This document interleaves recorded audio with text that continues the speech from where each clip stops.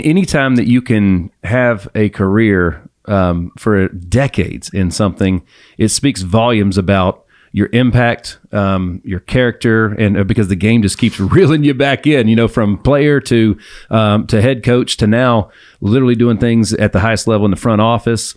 I mean, it's insane. So everybody here is excited about what you're doing in football in Tennessee right now. So let's talk a little bit about what's going on with the Nashville Cats, man. Yeah. A couple of years ago, it was well over a year ago, I was approached here in Nashville. Wasn't doing a lot. I was hunting and fishing and enjoying my grandkids. And I'd just come off, a few years ago, I'd helped, remember the Alliance of American Football, is AAF. And so I'm out. I joined them, Bill Poley and Charlie Ebersol, and wasn't coaching, but I was just trying to help behind the scenes. And so that thing took off, and then it died. And then, maybe 4 years ago, I was approached by Fox, and Fox was the majority owner of the USFL. They wanted me to help them. And so I agreed to coach 1 year, went down to Birmingham, coached a team, had a blast. I mean, it was just the kids. And, in coaching, best way to describe this is because you were in it. You had so many good coaches that helped you along the way. They helped you. Mm-hmm. And that's what coaches do. They help teach you techniques. They help you to become a better person. They help you to understand winning and being a teammate. And so that's kind of how I feel like I was wired. And so I'm still doing it. I'm still helping right now here. I'm in the middle of this awesome journey in indoor football, which I never would have thought I would have got involved in that. And so 2 years ago, I had some people reach out to me and say, hey, would you mind kind of helping us in this? And I listened and I really didn't know what went on here in town with the Nashville Cats, because my rear end was, 24/7 working with the Titans, and I didn't have time to take a deep breath or even go into the indoor facility behind us where they were practicing. But the Cats had a run. They had a run, 8, 9, 10-year run where they averaged, 6, 7, 8,000 people. That's right. At Bridgestone. I mean, remember the hot tubs and the championships and all the crazy stuff? Bud Adams, our owner, bought them for a while. Tim McGraw had them. Mm-hmm. I heard about it, but I knew nothing about the game until about a year and a half ago, and I'm fascinated at the game for this reason. Right now, because the indoor football has been going on for decades, you have second generational players in this, and they're just doing it because they love the game. They're not doing it to get to the NFL. They're not doing it for any other reason. They're doing it for a couple $100 a weekend just to go out and compete and play football. Wow. And so, I was approached. I agreed to get in and help here, bring the Cats back. And it seemed like within a few weeks after I got in and offered to help, things went sideways. And so we had a hard year last year. There was a lot of misunderstandings and deception and things, but halfway through the season, the ownership group asked me to take over as interim commissioner. I did. We finished the season last year with a final playoff game in which Billings beat Albany for the championship, and then at that point we changed licenses and we started out on our own. So now I'm currently the full-time commissioner. We have 8 teams right now. This is our inaugural year. Okay. And we started our season just a few days ago. The Cats traveled to Dodge City, Kansas, and we lost the game there. So that was the opening of the inaugural season. So it's Arena Football 1. That's the original IP and naming rights. And so we're really excited about the future. We would expect to have 16, maybe 18 teams in 26, and we're real close to going into an international team. So wow. We got really good in life I mean, obviously, you surround yourself with good people, you're successful, and that's Thank what you. happens. If you can surround yourself with good people, the odds of significantly increased for you to be successful. That's what we did. We got a front office staff with a lot of experience, and so I'm just kind of bebopping around, going from town to town.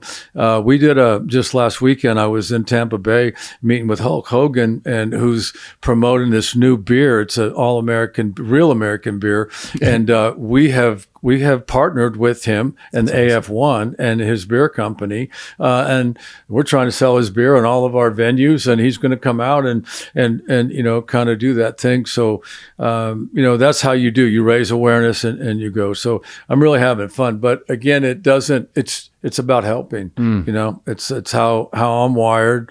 How most people that step into a front office or step out and go do something, even the players. I mean, you've seen Nashville. I mean, there's a wall there. I can't read all those names and those autographs on there, but I imagine there's probably a few former NFL players up there. There is. And most of these guys are probably living here and haven't lived here their whole lives. Everybody's moving here, loving living here, and contributing and doing great things in the sport world, especially the NFL guys, with respect to their input and their dedication to the high school football and the Friday Night Lights thing which is cool.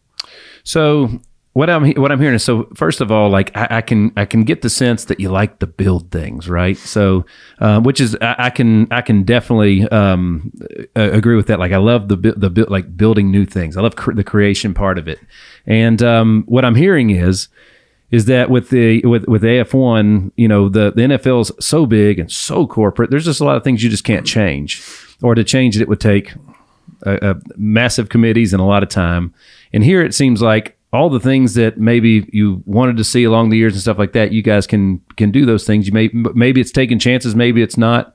But it seems like you got a lot more leeway to just kind of carve its own path and make it its own brand. Well, it is. I mean, it's a real exciting game. It's a different game. Okay. And, as I said, I came back from Dodge City, Kansas last weekend, and their franchise it's a storied franchise. They're the only thing in town, and everybody in there is really into the game, and it's family oriented. I mean, their kids' generations. It's the dad that's got the one little buddy on his shoulders, and the other two one in each hand, walking into this game, grabbing popcorn and sitting right down there, right by the boards, and it's an intimate game. It's really a cool game, and so. That's what we want to try to preserve. And you have traditions. You got a franchise in Albany, New York. They're second generational players playing. Their dads are in the Hall of Fame with this Albany team. And you've got sons that are now playing. Yeah. I mean, and they're talented kids. They don't have no aspiration to get now. I say no.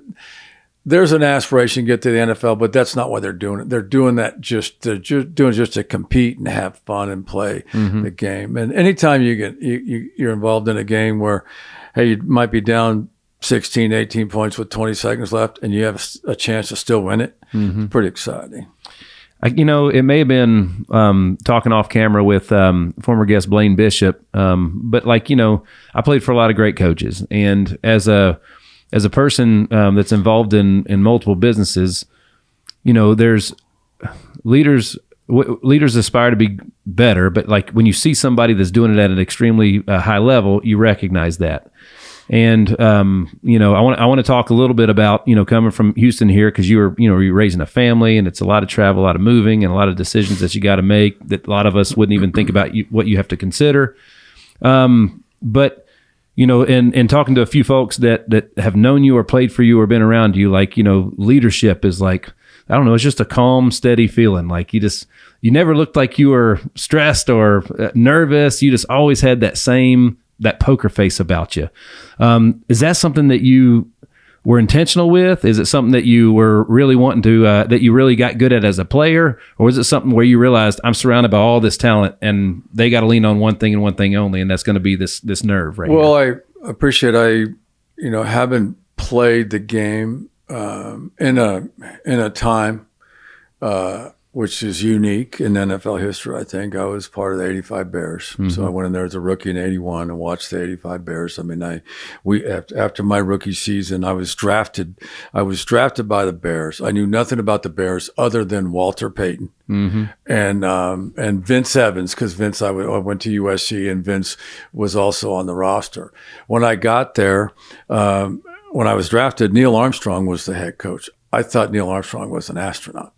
Okay. So I was there 1 year with Neil Armstrong, who's one of the finest individuals you could ever meet and play for. And then that second year, Mike Ditka comes in and everything gets crazy and cuts loose. And I ended my playing career after the '85 Bears season and went in and chose to get into coaching. I never looked back, but I was in the league in a real challenging time. I learned a lot along the way. And I think one of the things that's interesting, and I think it's important to realize, is that not only do you learn how to do things from people, from coaches, from other teammates and things like that, but you also need to make sure that you learn how not to do things. Facts. And along the journey. And so I learned a lot of how not to do things. Bottom line is that I lived by one simple thing, and that was honesty. You have to tell the truth, and you can't kick a can down the road. You can't avoid it. You can't just hope it goes away. You got to address things immediately with an open mind. You can't overreact, but you got to tell people the truth. And so, with that being said, I was a head coach 21 or 22 years. And so, when training camp starts and you got 90 players on your roster and you cut down to 55, okay, there's 35 players that you're letting go, or 40 players that you're letting go. I let every single one of them go, and I looked them in the eye and I told them why and told them the truth. And, some of them, I told them to keep trying and try to kick another door down. You're a few plays, you're 1,000 snaps away from, you're a good player and a great, and just keep doing it. And others, I said, hey, you took this as far as you possibly could. I don't see you having the athletic ability to make an NFL team. So congratulations. I mean, you're going to go on with your, whatever that is, but you got to tell people the truth. And I realized early on that everybody's different. From every person on your roster is different. So with that being said, you got to treat everybody differently under the same set of rules, and that's a challenge. Okay, some people you have to come down hard on. Some people get it, some people don't. But you got to give people equal opportunities. And then when people are making mistakes and can't get it done, obviously you got to make hard decisions. But I release that many players every year. But some of the greatest memories I have are involve players that you never heard of. Okay, that I watched develop, and I watched them become just troubled young men out of college with different types of things, relationships, and all kinds of stuff going on. To when it was time for them to step away, I knew they were going to be successful in life. So, you brought up pressure and you brought up stress. There's a huge difference between the two. Stress will kill you. I think we do our best things under pressure. And Let's go. Love that moment, in time where, it's good. You're watching the clock, you're counting down, you're doing the math. Okay, we're going to get the ball back with a minute and 10 seconds left and one timeout, and we need a touchdown. So to win, and why not tell the offense that's exactly what's going to happen? Have them prepare and go do it, go win the game, and move on to the next one. Man, well, looking back and being a fan, watching it happen real time, and then looking back at everything that happened, it was you were so disciplined in the game strategy. You knew what you were getting when the Titans walked in. You know what I'm saying? You knew what you were getting when they came in, and it was basically you had to beat that. Like it was, here we come, and you got to beat it. And it was a tough, gritty.